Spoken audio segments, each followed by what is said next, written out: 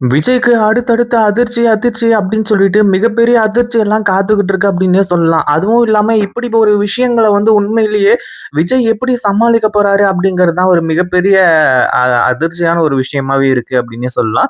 அப்படி என்னதான் ஆச்சு அப்படின்னு பார்த்தீங்கன்னா, ஏற்கனவே இந்த வீட்ல ரூ. 1,00,000 பணம் காணாம போச்சு. அதாவது முதல்ல நம்ம நாகு கிட்ட குடுத்தாங்க.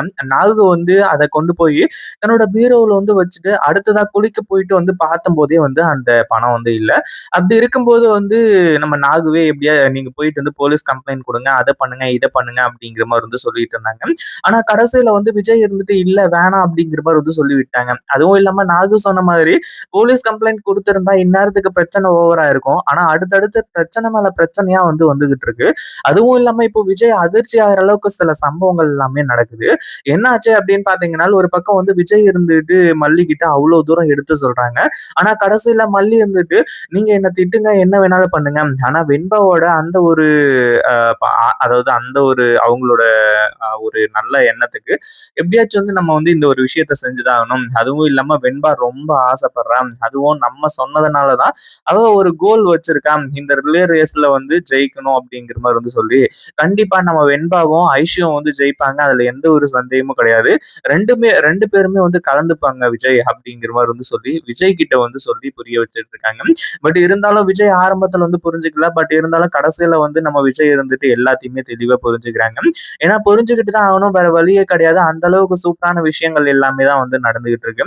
அதுவும் இல்லாம இப்ப அடுத்தடுத்து இந்த தீபிகா மேடம் இந்த மாரி ஓகே இனிமே எந்த ஒரு பிரச்சனையும் பண்ண மாட்டேன்.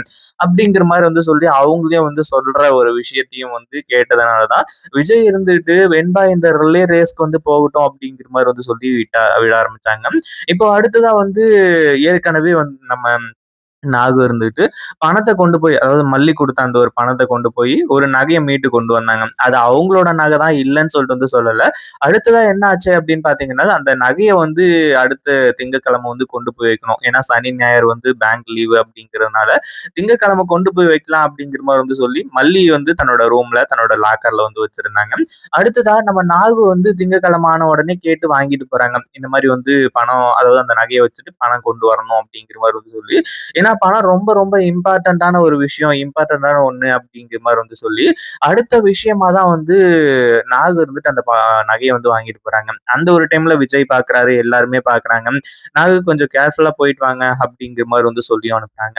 ஆனா இப்போ நாகு இங்கிருந்து கிளம்புனதுக்கு அப்புறமா, அதாவது பேங்க்குக்கு போய் அந்த நகைய வச்சுட்டு வரலாம் அப்படிங்கிற மாரி சொல்லி, அங்கிருந்து கிளம்புறாங்க. கிளம்பி அவங்க பேங்க்குக்கு போறதுக்கு முன்னாடியே சென்ட்ரல்லயே நம்ம நாகுவ அடிச்சு அந்த நகைய புடுங்கிட்டு போயிடுறாங்க. ஏன்னா இது எல்லாமே ப்ரீ பிளான்டு தானே.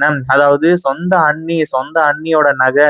ஏன்னா அவங்க தெளிவா சொன்னாங்க. இந்த மாரி ரொம்ப கஷ்டப்பட்டு உழைச்சா அதாவது உழைச்சு வச்சாதான் அந்த நகை எல்லாத்தையுமே எனக்கு பிடிக்கும். அந்த ஒரு நகைய தான் நான் போட்டுப்பேன். அப்படி இப்படின்ற மாரி சொல்லி என்னென்னமோ சொன்னாங்க. அந்த ஒரு விஷயத்தெல்லாம் கூட கேர் பண்ணாம, நம்ம நல்லா இருந்தா போதும், சந்தோஷமா இருந்தா போதும் அப்படிங்கிற மாரி சொல்லி, கடைசியில இந்த அ அதாவது நம்ம மல்லியோட தங்கச்சி மயில் இப்படி பண்ணுவாங்க அப்படின்னு எதிர்பார்க்கல. ஏன்னா இங்க நடக்கிறத ஒவ்வொன்னுமே அப்டேட் பண்ணிட்டே இருந்தாங்க. அதாவது நம்ம நாகு நகைய எடுத்துட்டு வீட்ட விட்டு வெளிய போற வரைக்கும் எல்லா டீட்டெயிலையும் குடுத்துட்டு இருந்தாங்க. கடைசியில தான் அந்த மயிலோட பாய் ஃப்ரெண்டும் அடுத்தது அவங்க ஃப்ரெண்ட்ஸ் எல்லாம் சேர்ந்து அதாவது முகமூடி கொள்ளைக்காரங்க மாரி அந்த நகைய ஆட்டைய போட்டு போயிட்டாங்க. இந்த ஒரு விஷயத்த எதிர்பார்க்கவே இல்ல. அடுத்ததா என்ன பண்றது? ஏது பண்றதுன்னு சொல்லிட்டு சொல்லி, நாகு தெரியாம முழிச்சுட்டு இருக்காங்க. ஏன்னா பின்னாடியே ஓடுறாங்க. பட் இருந்தாலும் அந்த நகைய காப்பாத்த முடியுதா? அப்படின்னு கேட்டீங்கன்னா, கண்டிப்பா கிடையாது. அந்த அளவுக்கு சில விஷயங்கள் நடந்து முடிஞ்சிருச்சு.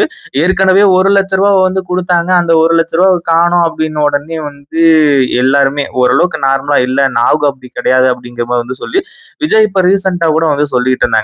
ஆனா அடுத்ததா இந்த நகைய காணோம் அப்படிங்கிற மாரி சொல்லும்போது, கண்டிப்பா அதாவது நகை யாரோ திருடிட்டு போயிட்டாங்க அப்படின்னு சொல்லிட்டு சொல்லும்போது, கண்டிப்பா விஜய் நம்புறதுக்கு ஒரு பெர்சன்ட் கூட வாய்ப்பு இல்ல அப்படின்னு தான் சொல்லணும். ஏன்னா ஏற்கனவே ராஜேஸ்வரி அப்படிங்கிற ஒருத்தி அந்த ரூ. 1,00,000 விஷயத்திலேயே நான் சும்மா விடமாட்டேன். என் தம்பியோட பணம். நான் போலீஸ் கிட்ட போயிட்டு சொல்லதான் போறேன். என்ன பண்ணாலும் சரி, ஏது பண்ணாலும் சரி, வசமா மாட்டிக்குவ அப்படிங்கிற மாரி சொல்லிட்டு இருந்தாங்க.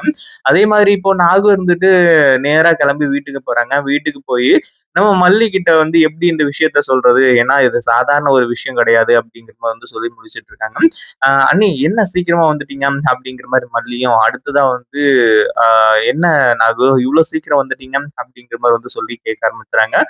அதாவது நான் நகைய கொண்டு போயிட்டு இருந்தப்ப, போற வழியிலேயே வந்து யாரோ ஒரு 2, 3 ரவுடிங்க வந்து பசங்க வந்து என்னோட நகைய வந்து புடுங்கிட்டு போயிட்டாங்க அப்படிங்கிற மாரி வந்து சொல்றாங்க.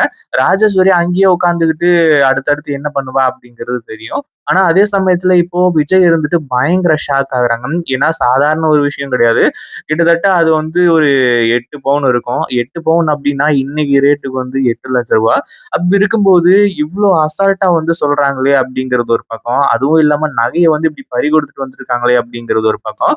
அடுத்ததா என்ன பண்றது அப்படின்னு சொல்லிட்டு வந்து தெரியாம விஜய் பயங்கர ஷாக்கோட இருக்காரு. ஏன்னா ஏற்கனவே அந்த நகைய மீட்டு கொண்டு வர்றதுக்கு பணம் கொடுத்ததே வந்து நம்ம விஜய் தான். விஜய் குடுத்தத தான் வந்து மல்லி குடுத்தாங்க. அப்படி இருக்கும்போது வந்து இந்த ராஜேஸ்வரி அடுத்ததா ஊதி ஊதி பெருசாக்கி மல்லி தான் இது எல்லாத்தையுமே அதாவது இந்த நாகு தான் வந்து இப்படி பண்றான். நாகு வந்து அந்த நகைய வந்து ஆட்டைய போட்டுட்டு, அவ வந்து இல்லன்னு சொல்லிட்டு வந்து சொல்லி பொய் சொல்லிக்கிட்டு இருக்கான். அப்படிங்கிற மாரி வந்து சொல்லி, இப்போ நாகு பக்கம் வந்து பேசப் போறாங்க. ஆனா நம்ம விஜய் பயங்கர அதிர்ச்சியில இருக்காங்க. ஏன்னா இப்போ இந்த டைம்ல வந்து இந்த ஒரு முறை அப்படி வந்து அசால்ட்டா வந்து விட்டுற முடியாது. அதே மாரி அடுத்தடுத்து என்ன பண்றதுன்னு சொல்லிட்டு வந்து தெரியல. நம்ம மல்லியும் வந்து நாகுவ சந்தேகப்பட முடியாது. ஏன்னா அவங்களுக்கும் நாகுவ பத்தி நல்லாவே தெரியும் அப்படிங்கிறதுனால, விஜய் என்ன டெசிஷன் எடுக்க போறாரு அப்படிங்கிறது தான் மிகப்பெரிய அதிர்ச்சி. இத பத்தி நீங்க என்ன நினைக்கிறீங்க? அந்த வீடியோ புடிச்சிருந்தா லைக் பண்ணுங்க, ஷேர் பண்ணுங்க. இப்பதான் நம்ம சேனலுக்கு ஃபர்ஸ்ட் டைம் வரீங்க அப்படின்னா, கீழ இருக்க சப்ஸ்கிரைப் பட்டன பிரஸ் பண்ணிக்கோங்க.